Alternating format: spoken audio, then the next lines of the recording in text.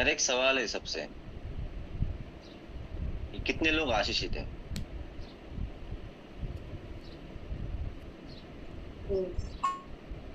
है ना? हम सभी लोग आशीषित हैं, यस। है ना? जब से हमने प्रभु यीशु मसीह को अपने जीवन में उद्धारकर्ता के रूप में जब हमने स्वीकार किया, तो हर एक व्यक्ति आशीषित है। हालेलुया! जैसे हमने प्रभु यीशु मसीह पर विश्वास किया, हमें परमेश्वर की संतान होने का अधिकार मिला और हम परमेश्वर के राज्य के वारिस भी हैं, वचन हमें कहता है। अगर हम परमेश्वर के राज्य के वारिस हैं, यानी कि परमेश्वर की प्रॉपर्टी के वारिस हैं, वचन में लिखा है। आप रोमियो 8 अध्याय को पूरा अगर पढ़ेंगे, तो वहाँ पे लिखा है कि हम वारिस भी है। इस एक छोटे से वर्ड पर आप ध्यान दीजिए, हम वारिस भी है, वारिस भी ठहराए गए। तो हम वारिस है, परमेश्वर के हर चीज के वारिस है। हम स्वर्ग के वारिस है, हम आशीष के वारिस है, हम चंगाई छुटकारे के वारिस है। हर वो चीज जो परमेश्वर की ओर से है, हम उस चीज के वारिस है। अगर हम वारिस है, तो क्या वो चीज हमारे जीवन में है, ये हमें चेक करने की जरूरत है। चंगाई छुटकारा आत्मिक वरदानों के भी हम वारिस हैं, स्वर्ग के वारिस हैं। परंतु हम वारिस होने के बावजूद भी काफी चीजों में आज भी हम श्रापित जीवन जी रहे हैं। बहुत से लोग आज भी श्राप के तले दबे हुए हैं। मैं एक टॉपिक के ऊपर मैं प्रचार करने वाला हूँ। ये जो मैं आज सिखाने जा रहा हूँ, ये चीज एक दिन में सीखी नहीं जाएंगी। पिंटू ब्रदर ने मुझसे रिक्वेस्ट की है कि आप लगातार कंटिन्यू 2-3 दिन प्रचार करें। तो मैं श्राप और आशीष के बारे में प्रचार करना चाहूंगा। हम मसीह में हैं, हम नई सृष्टि है, फिर भी पुरानी बातें हमारे जीवन में आज भी है। हमें उन चीजों को समझना है, सीखना है, अंगीकार करना है, पश्चाताप करना है, छोड़ देना है। जो आशीष के वारिस हम होकर भी हमें वो आशीष आज तक नहीं मिली, वो आशीष हमें मिलनी चाहिए। क्या रुकावट है कि वो आशीष हम तक नहीं पहुंचती, या फिर हम उस आशीष को प्राप्त नहीं कर पाते? क्या रुकावट है? उस रुकावट को आज हम पकड़ेंगे और उस रुकावट को हम दूर करेंगे, ताकि हम आशीष प्राप्त करने पाए। हालेलुया! तो सबसे पहले हम देखेंगे व्यवस्था विवरण अध्याय 30 और वचन 19। आप में से कोई एक जन इस वचन को पढ़िए, व्यवस्था विवरण अध्याय 30 वचन 19। मैं धीरे धीरे आपको सिखाऊंगा कि वो कौन से काम है जिसकी वजह से हमारे जीवन में श्राप आते हैं। हालेलुया! तो एक जन कोई भी पढ़े, कोई भी एक जन, कोई जल्दबाजी नहीं, हमें इसे पूरी तरह से समझना है।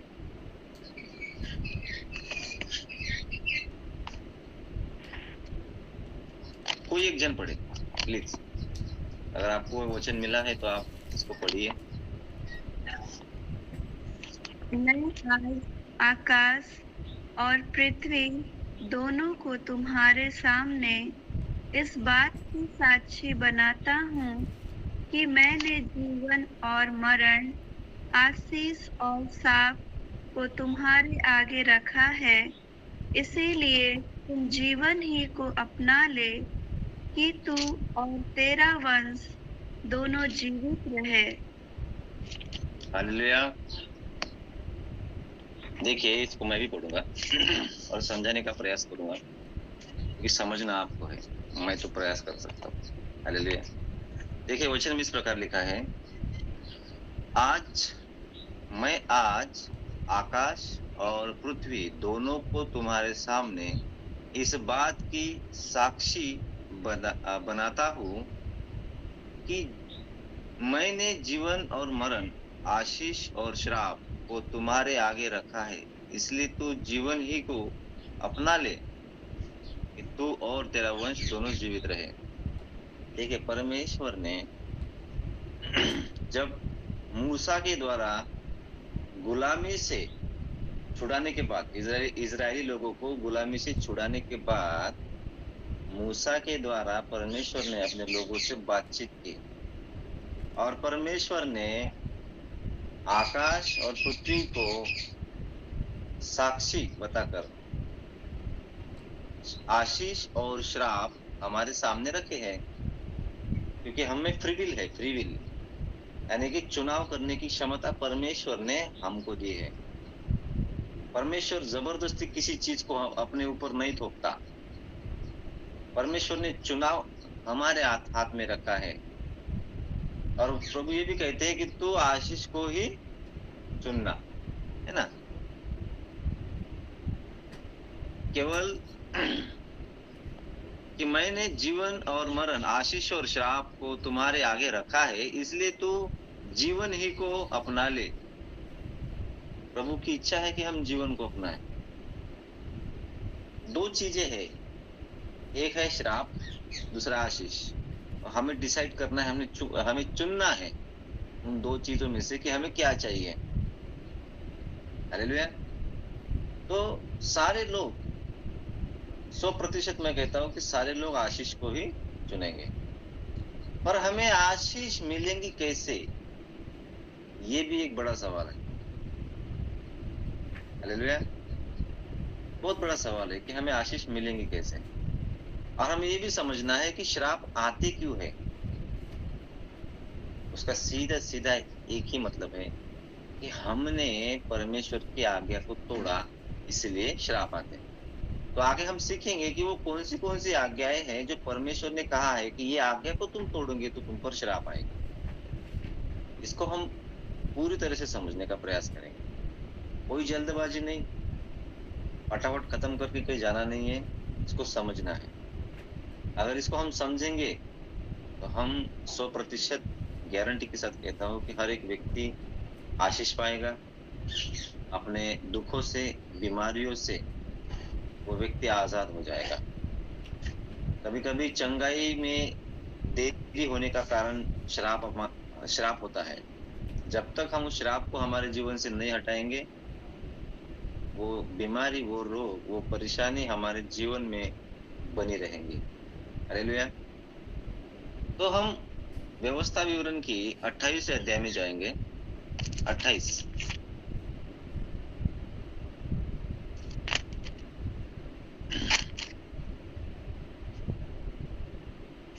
और 28 अध्याय में इस प्रकार से लिखा है। पहले वचन से ध्यान से पढ़िए। सभी लोग अपने अपने बाइबल निकालिए।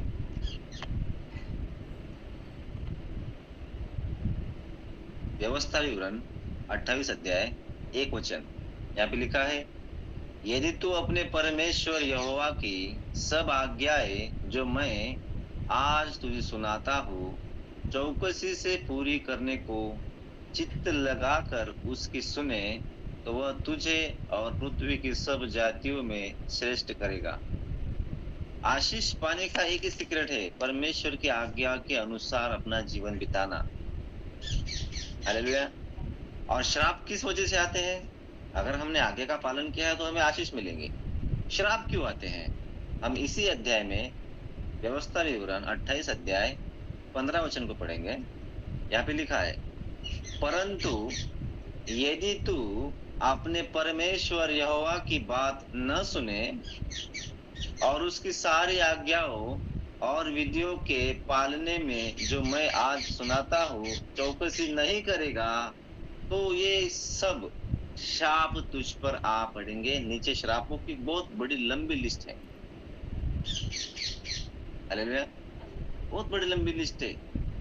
15 अध्याय से लेकर आप आगे पढ़ेंगे तो पूरा अध्याय में श्राप के बारे में लिखा है।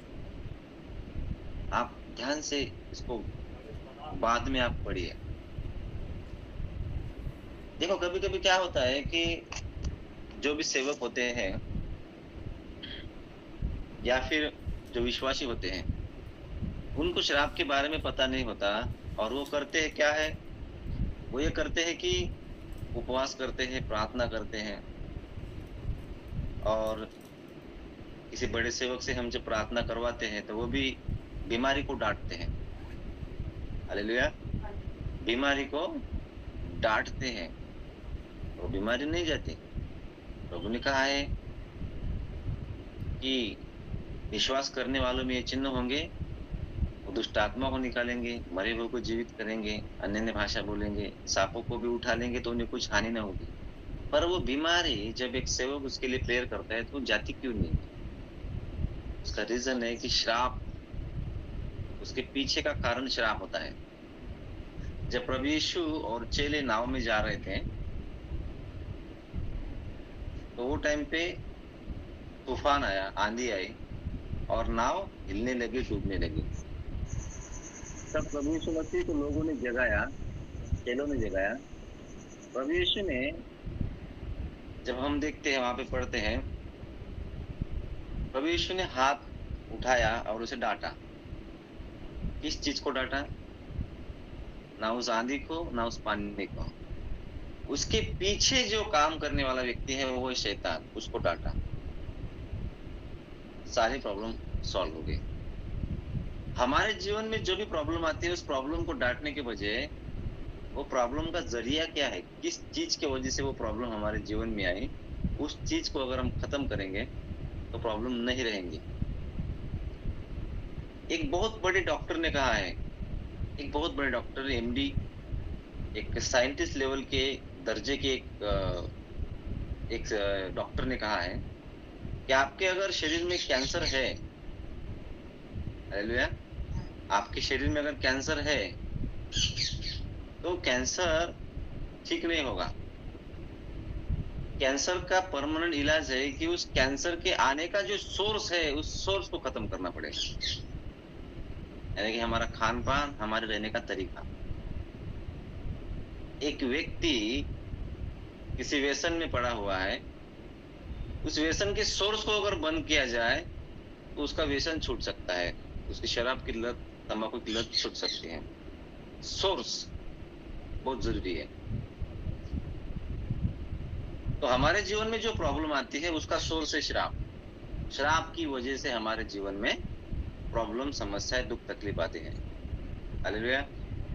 तो हमें सबसे पहले क्या करना है कि वो प्रॉब्लम आने का जो सोर्स है, उस सोर्स को खत्म करना है। मान के चलो 1-2 मित्र हैं और दोनों बहुत पीने वाले हैं और एक-दूसरे के साथ में रहकर पीते हैं। और एक दूसरा बंदा है, एक बिना शादी वाला है और दूसरा शादी वाला है। तो दोनों मिलकर शराब के जहाँ पे शराब बेची जाती है, वहाँ पे जाकर शराब पीते हैं। जिसकी शादी हुई है, उसकी पत्नी परेशान है। और वो क्या करते हैं, तरह-तरह की दवाइयाँ उसके खाने में मिला के देते हैं कि इसकी शराब छूट जाए। उसको 1-2 दिन उसकी वॉमिटिंग होती है, फिर भी वो अपने मित्र को मिलने के बाद दोबारा शराब पीता है। यानी कि उसका शराब का सोर्स क्या है? उसका दोस्त है। अगर उसके दोस्त को दूर किया जाए, तो इसकी शराब छूट सकती है। तो हमारे जीवन में प्रॉब्लम का सोर्स है, एक ज़रिया है, वो है शराब। आज जब हमने इसको पढ़ा है 15 वचन, जब आज्ञा उल्लंघन करते हैं, तो हम पर श्राप आते हैं। हालेलुया! तो अब हम ये सोचते हैं कि काफ़ी लोग ये सोचते होंगे कि मेरे जीवन में श्राप क्यों है? मैं तो प्रार्थना करता हूँ, मैं उपवास करता हूँ, मैं तो अपना पवित्र जीवन ठीक तरह से जीता हूँ, मैं धार्मिक जीवन जी रहा हूँ, मैं घोषणा भी कर रहा हूँ, मैं प्रार्थना भी कर रहा हूँ, फिर भी मेरे जीवन में प्रॉब्लम क्यों है? हमने उसके सोर्स को नहीं ढूँढा। उसका सोर्स है पीढ़ी-पीढ़ी का श्राप। अब मुझे आप बताइए कि कितने लोगों को पता है पीढ़ी-पीढ़ी के श्राप के बारे में? सभी लोग हाथ हैंड रेज़ कर सकते हैं कि पीढ़ी-पीढ़ी, पीढ़ी-पीढ़ी के श्राप।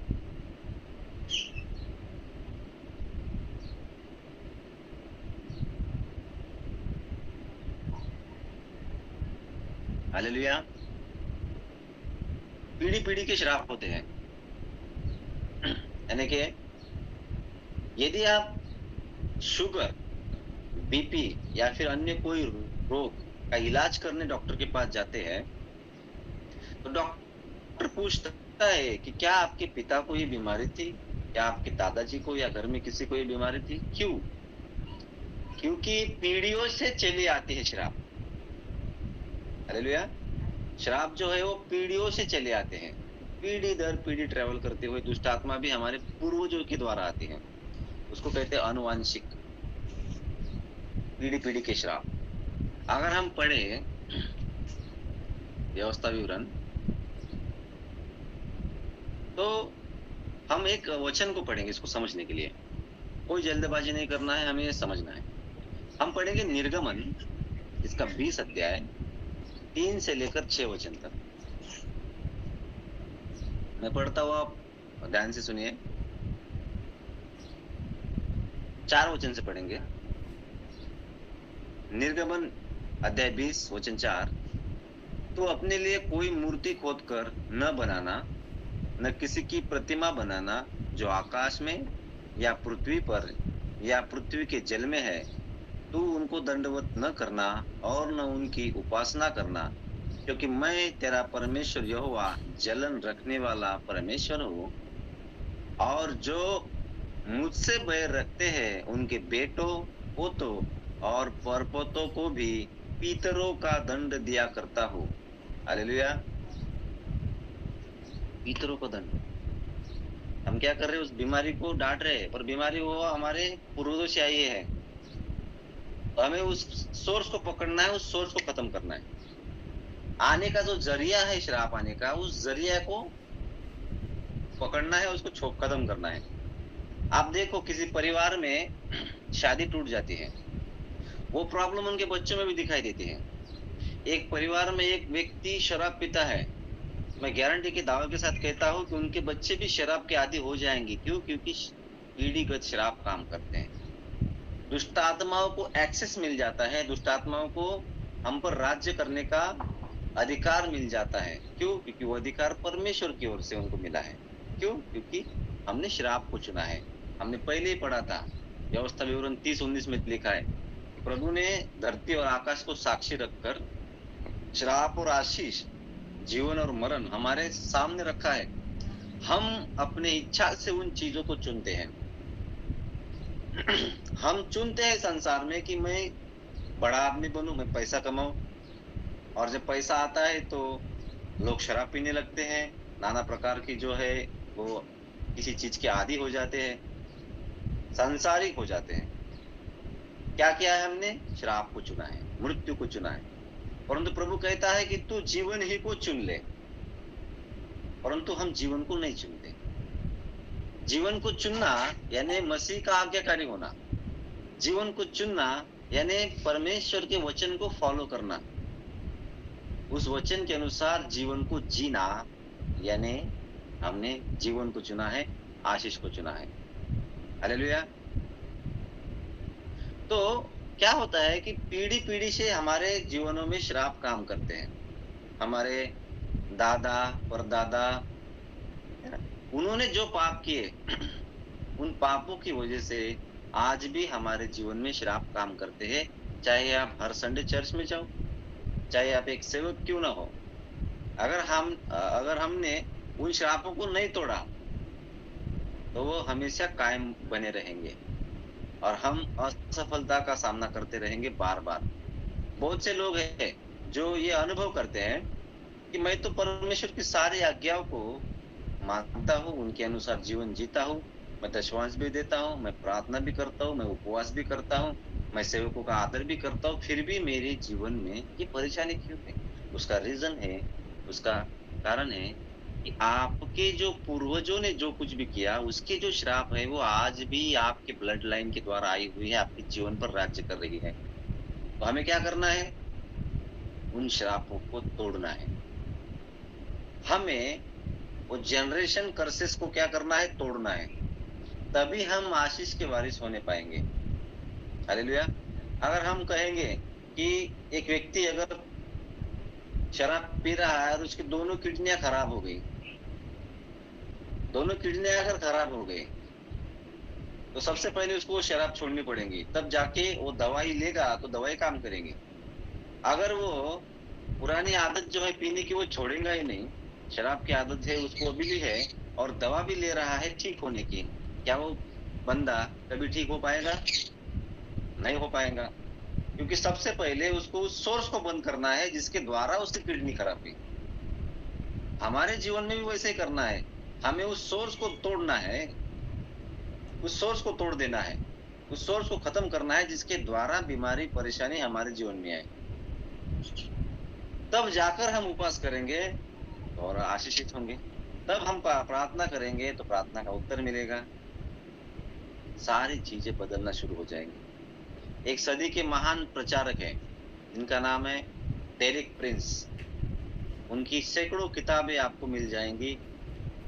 उन्होंने एक किताब लिखी है श्राप के ऊपर, उनकी एक टेस्टमनी है। जब वो प्रचार कर रहे थे तो उस समय उनके मन में लगा कि सामने एक लड़की है, उसके जीवन में श्राप है।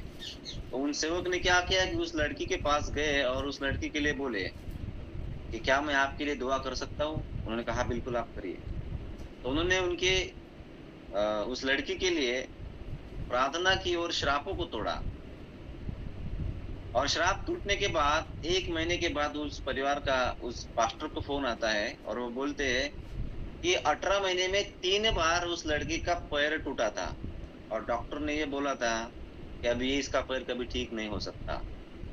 परंतु 1 महीने के अंदर ही इसका पैर पूरी तरह से चंगा हो गया है। क्या कारण था बार-बार उस लड़की का पैर टूटने का? श्राप। यदि आप अपने जीवन में आप प्रयास करते हैं, अपने काम-धंधे में पूरा अपना 100% देते हैं, फिर भी आप प्रॉफिट नहीं कमा पाते हैं या फिर अपने जीवन में आप बदलाव को नहीं देख पाते हैं, उसका रीज़न ये है कि आपके जीवन में छुपे हुए पाप आज भी है या पाप ना होए नहीं है, तो आपके श्राप तो 100% हो सकते हैं। तो हमें अपने मुँह से अंगीकार करना है कि हमारे जो पुरखाओं ने जो गलतियाँ की, जिनको मसीह यीशु के बारे में पता नहीं था, वो मूर्ति पूजक थे और वो लोग जादू-टोना, तंत्र-मंत्र वाले के पास जाया करते थे, ओझाओं के पास जाया करते थे। वो लोग राशिफल वाले के पास जाकर अपना भविष्य देखा करते थे। उन्होंने जो आज्ञा भंग किया, उसकी वजह से हमारे जीवन में श्राप आए। उन श्राप के स्रोत यानी कि उसका जो रीज़न है, उसको तोड़िए। सभी लोग अंगीकार करिए। मीटिंग खत्म होने के बाद लास्ट में मैं सबके लिए श्राप टूटने के लिए प्रेयर करूँगा। अब ये संदेश जो है, जो मैं श्राप के ऊपर दे रहा हूँ, मैंने 5% भी प्रचार नहीं किया है। इसका बहुत सा भाग जो है बाकी है। तो नेक्स्ट जो है स्टेप बाय स्टेप सुबह को और शाम को और फिर सुबह को लगातार 2-3 दिन तक मैं श्राप और आशीष के बारे में सिखाऊंगा। और मैं गारंटी के साथ दावे के साथ कहता हूँ आप चाहे किसी भी परेशानी में हो, किसी भी प्रॉब्लम में हो, आप उसमें से बाहर निकल जाओ।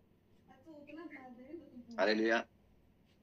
मैंने अपने जीवन में टेस्टिमनी को देखा है। मैंने मेरे कलीसिया में जो लोग बाहर से कुछ लोग जुड़े हुए हैं, मैंने उनको एक ही बात बताई है कि जनरेशन कर्सेस तोड़ना बहुत जरूरी है। कलीसिया में एक नया व्यक्ति जब आता है उसका नया जन्म होता है, परंतु कुछ कनेक्शंस होते हैं उनके पुरखाओं के साथ। वो कनेक्शन, वो श्राप उसे मसीह में ठीक रीति से आगे नहीं बढ़ने देते। सबसे पहले एक व्यक्ति अगर मसीह को ग्रहण करता है तो सबसे पहले उसके जनरेशन कर्सेस को तोड़ना जरूरी है, उसके पीढ़ियों के श्रापों को तोड़ना बहुत जरूरी है। हालेलुया। तो ये बहुत समझना जरूरी है कि हमारे जीवन में अगर श्राप है तो श्रापों को कैसे हटाया जाए और वो कौन से कारण हैं जिसके द्वारा श्राप आते हैं। तो आज हम देखेंगे श्राप की शुरुआत कहां से हुई। हालेलुया। श्राप की शुरुआत कहां से हुई, कैसे हुई, इसके बारे में हम देखेंगे। और उसके बाद जब मैं नेक्स्ट टाइम जब आऊंगा तो उस समय में वो कौन से कारण हैं जिसके द्वारा श्राप आते हैं, वो मैं वचन से सिखाऊंगा। कि ये एक वचन है, इसको हमने फॉलो नहीं किया, इसकी वजह से श्राप आए। मैं ये भी सिखाऊंगा कि क्या करने से आशीष मिलती है। हालेलुया। इसमें हम कंप्लीट डिलीवरेंस बोल सकते हैं इस प्रचार को, जो आप अपने जीवन में होता हुआ देखेंगे। हालेलुया। तो हम पढ़ेंगे उत्पत्ति की किताब 3रा अध्याय। आप निकालिए उत्पत्ति की किताब 3रा अध्याय।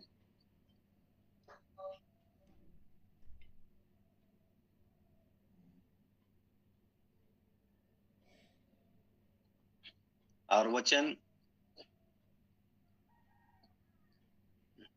17 से लेकर 19 तक।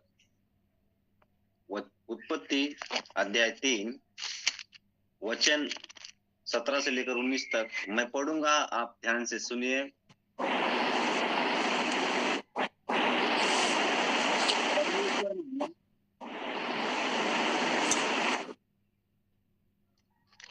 हालेलुया। 19 से लेकर 17 में पढ़ रहा हूं, आप ध्यान से सुनिए। और आदम से उसने कहा, तूने जो अपनी पत्नी की बात सुनी और जिस वृक्ष के फल के विषय में मैं तुझे आज्ञा दी थी कि तू उसे न खाना, उसको तूने खाया है, इसलिए भूमि तेरे कारण श्रापित है। तू उसकी उपज जीवन भर दुख के साथ खाया करेगा और वह तेरे लिए कांटे और उटकटारे उगाएगी, और तू खेत की उपज खाएगा और अपने माथे के पसीने की रोटी खाया करेगा, और अंत में मिट्टी में मिल जाएगा, क्योंकि तू मिट्टी ही से निकला गया है। तो मिट्टी है और मिट्टी में ही मिल जाएगा। हालेलुया। सबसे पहले श्राप जो है वो भूमि पर आया। भूमि तेरे कारण श्रापित हुई। हम इसकी जड़ पर जा रहे हैं, इसकी शुरुआत कहां पे हुई।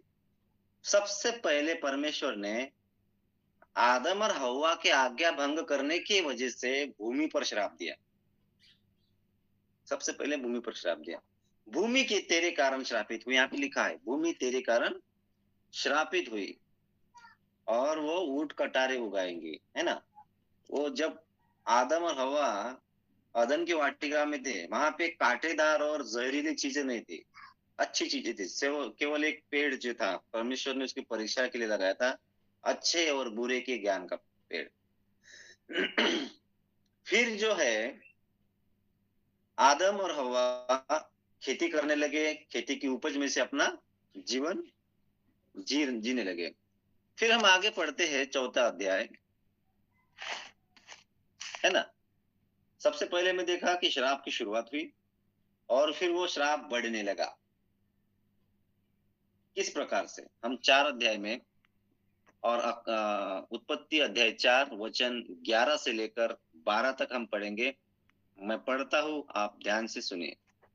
इसलिए अब भूमि जिसने तेरे भाई का लहू तेरे हाथ से पीने के लिए अपना मुंह खोला है, उसकी ओर से तू शापित है। हालेलुया। सबसे पहले क्या था, परमेश्वर ने भूमि को श्राप दिया था और अभी मनुष्य श्रापित हो गया। यहाँ पे लिखा है तू श्रापित है, चाहे तू भूमि पर खेती करे। आदम को कहा था कि तू भूमि पर खेती करके उसकी उपज खाएगा, परंतु परमेश्वर ने कैन से कहा, चाहे तू भूमि पर खेती करे तो भी उसकी पूरी उपज फिर तुझे न मिलेंगी, और तू पृथ्वी पर भटकने वाला और भगोड़ा कहलाएगा। हालेलुया। सबसे पहले भूमि पर श्राप था, उसके बाद मनुष्य पर श्राप आया, यानी केन के द्वारा पूरे मनुष्य जाति पर। और 12 वचन में लिखा है, चाहे तू भूमि पर खेती करे तो भी उसकी पूरी उपज फिर तुझे न मिलेंगी। आज बहुत एडवांस टेक्नोलॉजी है,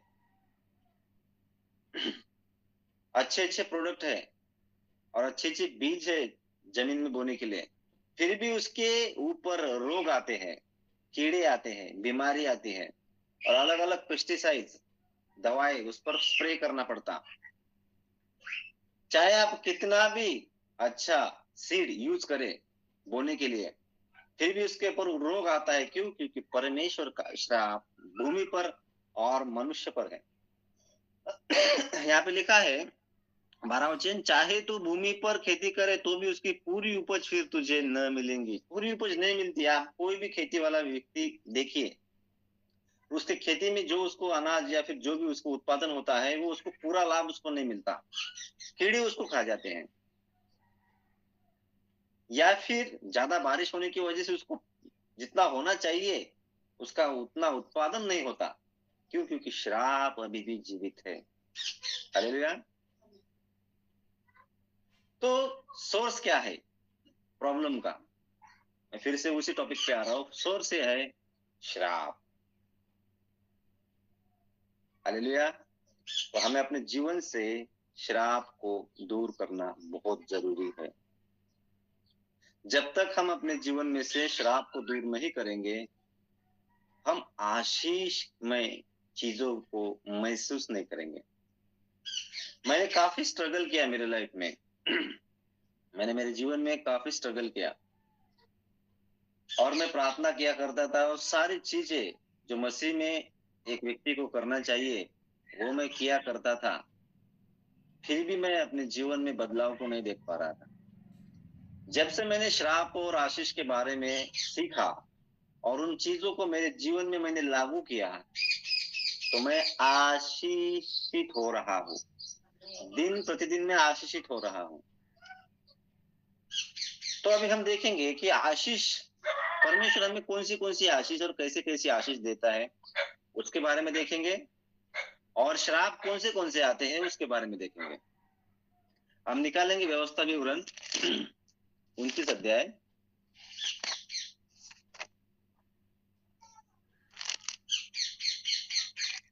28।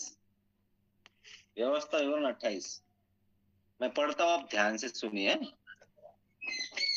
जब हम आज्ञाकारी बनते हैं और आज्ञाओं को फॉलो करते हैं तो क्या होता है?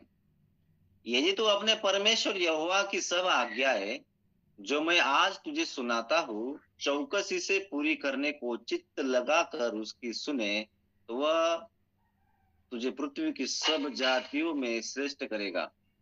आज यहूदी लोग सबसे टॉप पर क्यों है? फेसबुक का मालिक मार्क जुकरबर्ग यहूदी है। टेस्ला और स्पेसएक्स का मालिक एलोन मस्क यहूदी है। मैं आपको काफी सारे सबूत भी दे सकता हूं कि मीडिया लाइन में, इंश्योरेंस सेक्टर में, फाइनेंस सेक्टर में, डिफेंस सेक्टर में, हर एक सेक्टर में यहूदी लोग सबसे टॉप पर है। मैंने उनके पीडीएफ और सारे नोट्स निकाल के रखे हैं। मैं आगे चल के आपको दिखाऊंगा, आगे चल के मैं आपको बताऊंगा। मैं स्क्रीन शेयर करने के आपको वो पीडीएफ दिखाऊंगा और लिस्ट दिखाऊंगा कि यहूदी लोग कितने बुद्धिमान हैं। सबसे ज्यादा जो साइंटिस्ट है वो यहूदी लोग है। सबसे ज्यादा अमीर जो है वो यहूदी लोग है। क्यों? क्योंकि उन्होंने प्रभु के वचन को जाना, सीखा, समझा और उस वचन के अनुसार अपने जीवन को जिया, तब जाकर वो आशीषित हुए हैं। हालेलुया। बड़े बड़े आविष्कार यहूदी साइंटिस्ट लोगों ने निकाले हैं। तो हम आगे पढ़ेंगे। यहूदी लोग इस आज्ञा को फॉलो करते हैं। देखिए, फिर अपने परमेश्वर यहोवा के सुनने के कारण ये सब आशीर्वाद तुझ पर पूरे होंगे। यहोवा की आज्ञा जब हम फॉलो करते हैं तो ये आशीर्वाद हमारे में कितने वचन बोले? हालेलुया। कितना वचन बोले थे? व्यवस्था विवरण 28 अध्याय 2 वचन। आगे मैं पढ़ता हूं 3रा वचन। धन्य हो तू नगर में, धन्य हो तू खेत में। धन्य यानी आशीर्वाद। नगर में धन्यवाद, धन्य होंगे हम, यानी आशीषित होंगे। उस नगर में हम टॉप पे रहेंगे। हमारा चाहे व्यवसाय हो या फिर कोई भी चीज हो, हम उसमें टॉप रहेंगे। धन्य हो तू खेत में, खेत में ही उपज मिलेगी। Hallelujah, hallelujah.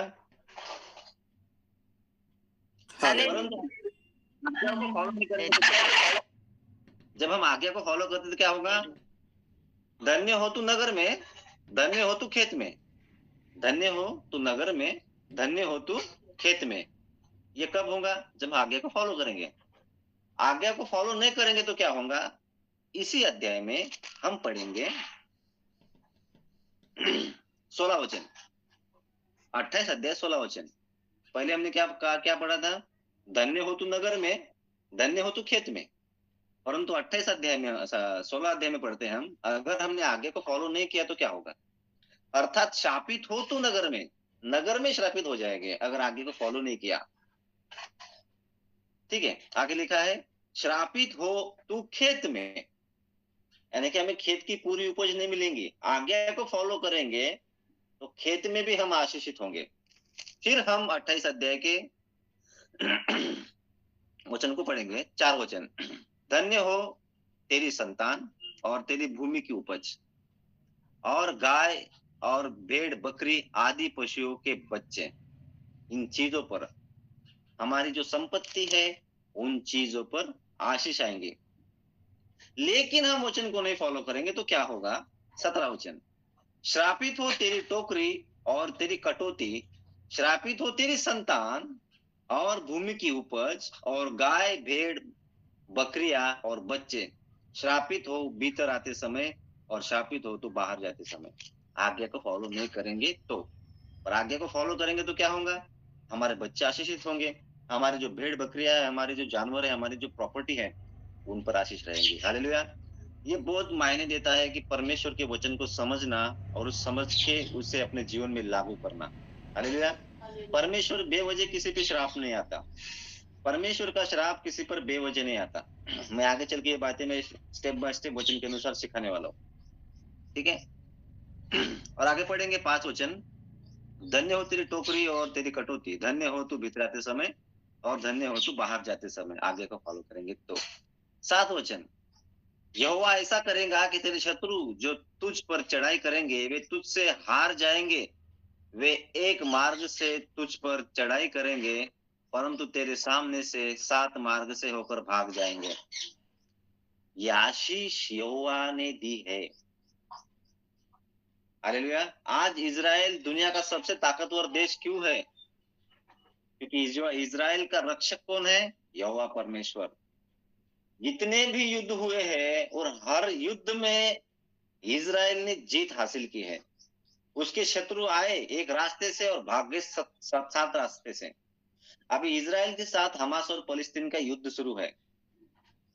वो पहले भी था दाऊद के समय में और आज भी चल रहा है, पर आज तक फलस्तीनियों ने एक भी युद्ध नहीं जीता।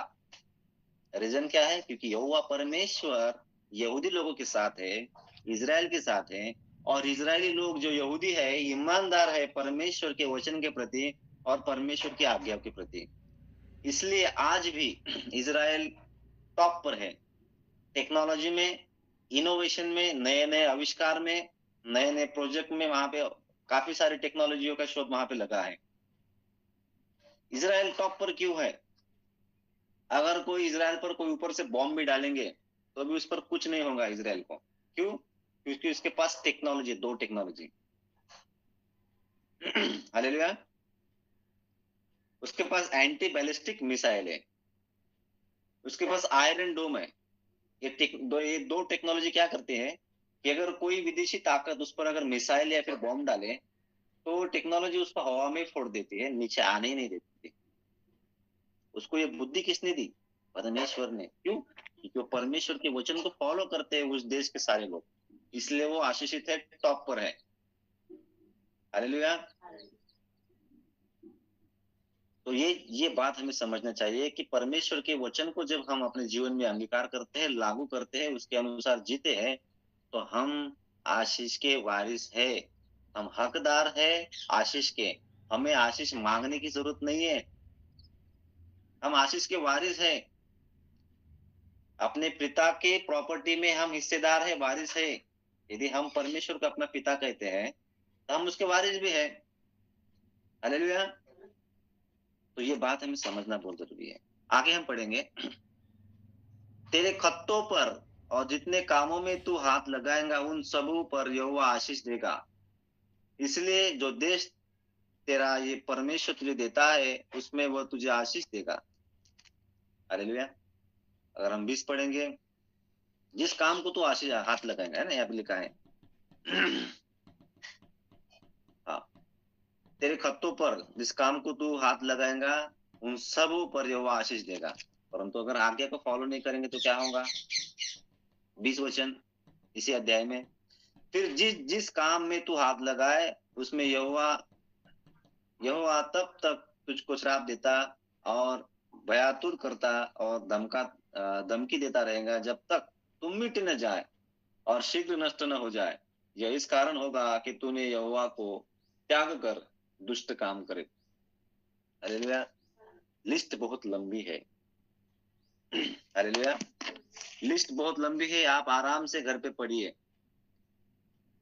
और अपने आप को जांचिए। खुद को जांचना बहुत जरूरी है। अपने आप को जांचता दंड न पाता, तुरंत 11 अध्याय में पढ़ते हैं। हाँ, अब किसी का म्यूजिक हो गया, ऑन हो गया है, वो अपना माइक बंद करो, नॉइज आ रहा है। तो जरूरी ये बात है कि वचन के अनुसार चलना कितना जरूरी है, इसको समझना बहुत जरूरी बात है। हम वचन को तो सुनते हैं, सिर्फ सुनने वाले हैं, वचन के अनुसार चलने वाले नहीं है। यही कारण है कि हम आज भी आशीषित नहीं है। हालेलुया। जब हम 100% डेडिकेशन के साथ परमेश्वर के वचन को स्टेप बाय स्टेप पूरी गंभीरता के साथ जब हम जीते हैं तो हम आशीषित होते हैं। जॉर्ज मुलर, आपने नाम सुना होगा। जॉर्ज मुलर एक ऐसे व्यक्ति है कि जिन्होंने 11,000 बच्चों को गोद लिया और उनको पाला पोसा और बड़ा किया। उनके पास कोई भी संपत्ति नहीं थी, केवल विश्वास था। उन्होंने अपने आप को खरा रखा अंत तक, विश्वास योग्य रखा अंत तक। लोग उनको पैसे दिया करते थे खुद के इस्तेमाल के लिए, पर वो क्या करता था कि मुझे मेरे इस्तेमाल के लिए पैसे नहीं चाहिए, मुझे मेरे बच्चों के लिए चाहिए। और एक व्यक्ति उसको बोलता है पत्र लिख कर कि मैंने ये आपके लिए भेजे हैं, आप इन्हें खर्च करिए। उसने अपने लिए खर्च नहीं किया, बच्चों के लिए खर्च किया। वो विश्वास योग्य रहा, वो अपने प्रॉमिस के ऊपर अड़ा रहा।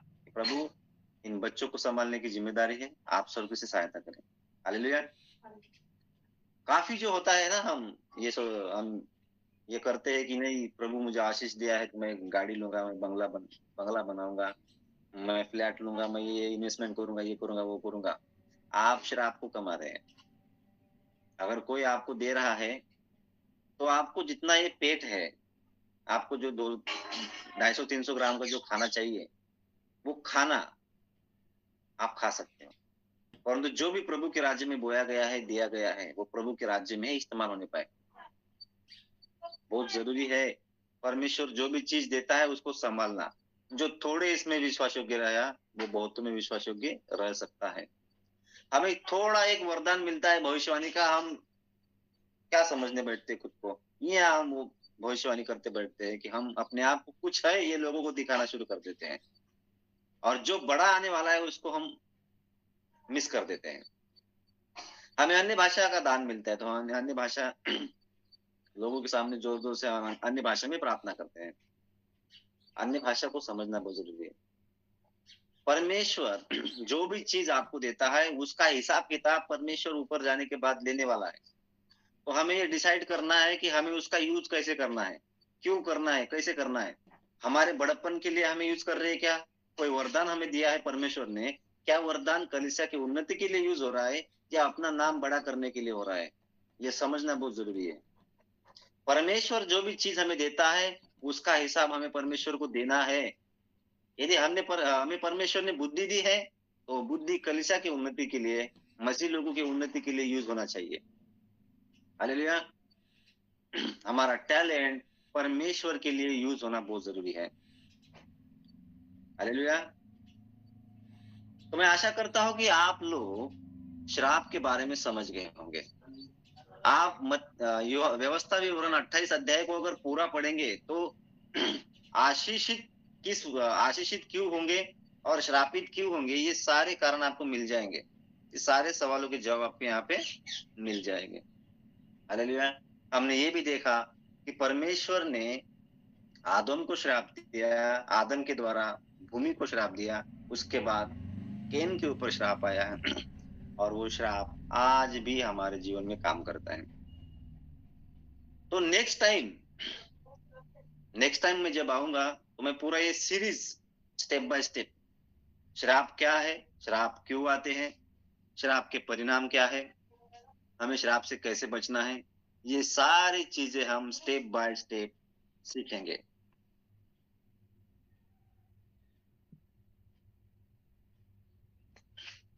हालेलुया।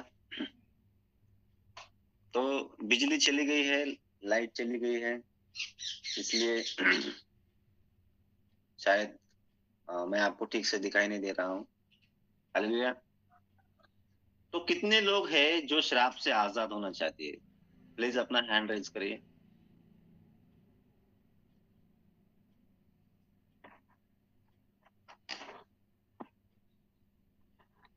तो मैं आपके लिए अभी दुआ करूंगा। मैं आपके लिए श्रापों से आजाद होने के लिए मैं आपके लिए दुआ करूंगा। हालेलुया। तो निश्चय आप लोग आज श्राप से आजाद हो जाएंगे। हालेलुया। तो सभी लोग मेरे पीछे एक प्रार्थना को दोहराइए।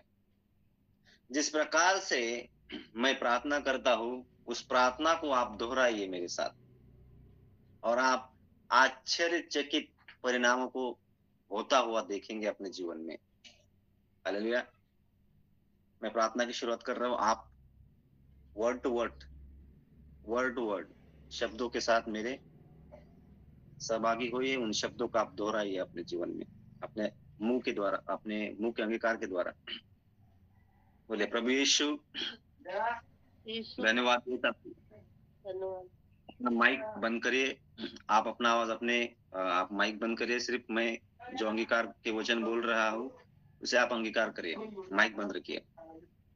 प्रभु यीशु, मैं धन्यवाद देता हूँ इस वचन के लिए जो आपने आज हमें सिखाया। प्रभु यीशु, मैं अपने आप को मेरे पुरखाओं के श्रापों से दूर करता हूँ।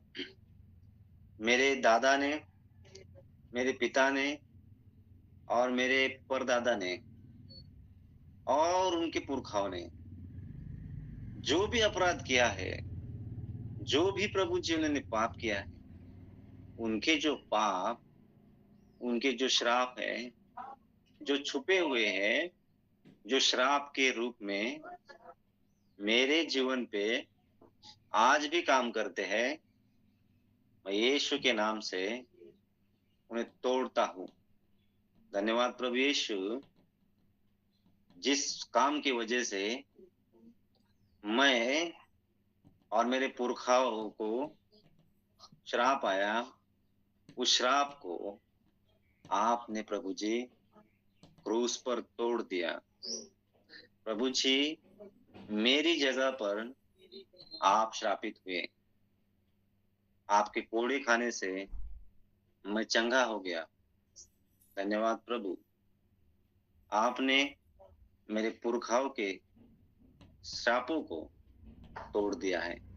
मैं विश्वास करता हूँ आज और अभी मेरे सारे पाप, मेरे सारे पुरखाओं के श्राप आपने तोड़ दिए, आपने नष्ट किए मेरे प्रभु। और मैं आज सारे पापों से, सारे श्रापों से जो पुरखाओं से आए, आजाद हूँ। यीशु मसीह के नाम से मैं आज आजाद हूँ। मैं श्रापों से मुक्त हो गया और आज मैं आशीषमय वातावरण में प्रवेश कर रहा हूँ। मैं आशीषित हो रहा हूँ, मैं चंगा हो रहा हूँ। मेरे जीवन से श्राप निकल गए हैं, मेरे जीवन से बीमारियां निकल गई हैं। प्रभु ये आपने किया है। धन्यवाद यीशु, आपने मेरे अपराधों को क्षमा किया। धन्यवाद यीशु, आपने मुझे क्षमा किया। धन्यवाद यीशु, आपने मेरे श्रापों को तोड़ा। धन्यवाद मेरे प्रभु, मैं आशीष का वारिस हूँ और वो सारी आशीषें जो प्रभु आपने अपने आज्ञा मानने वालों के लिए रखी है वो आज मैं ले रहा हूँ यीशु मसीह के नाम से। आमीन आमीन। हालेलुया। आमीन आमीन आमीन हालेलुया। आमीन आमीन आमीन। Praise the Lord. बोलिए खुदावंद यीशु मसीह की जय हो। प्रभु का बहुत बहुत धन्यवाद। आज की सुंदर सुबह में परमेश्वर के बहुमूल्य दास पास्टर संतोष सर हमारे बीच में आकर के इस महत्वपूर्ण विषय पर उन्होंने बातें की और लगातार ये जो स्टडी है वो चलेगा, कुछ दिनों तक लगातार चलेगा। और सच में ये हम सब मसीहों को जानने की आवश्यकता है। वास्तव में हम आशीष और श्राप क्या है, कैसे आती है, क्यों आती है, बहुत सारी बातें हैं जो इसके बारे में हमें सीखना है। और परमेश्वर ने हमें आशीष का वारिस ठहराया है। हालेलुया। परमेश्वर ने आशीष देने के लिए परमेश्वर ने हमको और आपको बुलाया मेरे खुदा के लोगों, क्योंकि हम परमेश्वर के संतान, उसके लहू से खरीदे हुए लोग हैं। सच में धन्यवाद करते हैं आज की सुंदर सुबह के लिए। और पास्टर संतोष सर काफ़ी दिनों बाद फिर एक बार हमारे बीच में सारे घर प्रार्थना करके मंच पर आए और एक बहुत विशेष सब्जेक्ट के साथ में आए हैं। और निश्चय इसके द्वारा जब हम उसको सुनेंगे, उसको सीखेंगे, जानेंगे, तो हम सब समझ पाएंगे कि हमें किस ओर चलना है। हालेलुया। कौन सी चीज़ें हैं जो हमारे ओर आ रही है, आशीष आ रही है या श्राप आ रहा है। मेरे जीजो प्रभु का धन्यवाद करते हैं। परमेश्वर सच में महान है और वो हम सब को यीशु मसीह के लहू के द्वारा उसने हमारे सारे अधर्मों को धो करके साफ और पवित्र कर दिया। जब हम उसके संतान बन करके उसके पीछे पीछे चलते हैं, उसके आज्ञाओं को मानते हैं, उसके वचनों पर चलते हैं, तो निश्चय आशीषें हमारे और आपके जीवन में आती है। हालेलुया। सो सारे महिमा प्रभु को देते हैं। और आज की सुंदर सुबह के लिए आप सबका भी धन्यवाद जो आज की सुबह हमारे साथ जुड़े हैं इस हर घर प्रार्थना घर के मंच पर और इस बहुमूल्य संदेश को सुन रहे हैं। मैं आपसे आग्रह करूंगा आप लगातार इस संदेश को सुनिए, इसको मिस ना कीजिए। और अगर किसी कारणवश मिस होता है तो आप ज़रूर इसको आप हमारे हर घर प्रार्थना घर के यूट्यूब चैनल में भी सुन सकते हैं। अगर भाई संतोष परमिशन दे तो उनको अपलोड किया जाएगा, अगर ब्रदर की इच्छा हो तो, ताकि लोगों तक और भी लोगों तक पहुंच सके। जी जी बिल्कुल, आप इसको अपलोड करिए। बहुत से लोग जो है श्रापों के बारे में नहीं जानते। मैं 10-11 साल का विश्वासी होने के बाद भी मुझे आशीष और श्राप के बारे में जानकारी नहीं थी। इसको यूट्यूब पर अपलोड किया जाए तो बहुत अच्छा रहेगा। अच्छा, thank you brother, thank you sir. Hallelujah. सच में प्रभु का धन्यवाद करते हैं। एक बात मुझे याद आती है कि खुदा बाप भोर का निकलता सितारा, एक बदनुमा शाम हूँ मैं, जो टूटा तुझसे अदन में रिश्ता, उसी का बुरा अंजाम हूँ मैं। दिल है खामोश तू आवाज़ बन जा, आ यीशु मुझ में एक गवाह बन जा। तू पाकीज़गी का बहता दरिया है, उस पर एक दाग हूँ मैं। आया हूँ घुटनों में, हाँ प्रभु एक गुनाहगार हूँ मैं हूँ कब्र तू सांस बन जा, आ यीशु मुझ में एक आग बन जा। तू सलीब पर वफ़ा की कुर्बानी है, तू सलीब पर वफ़ा की कुर्बानी, एक बेवफा नाम हूँ मैं। तूने खाए जो कोड़े, हर एक जख्म का हिसाब हूँ मैं। तू है अंत तू ही शुरुआत बन जा, आ यीशु मुझ में जीवन का एक एहसास बन जा।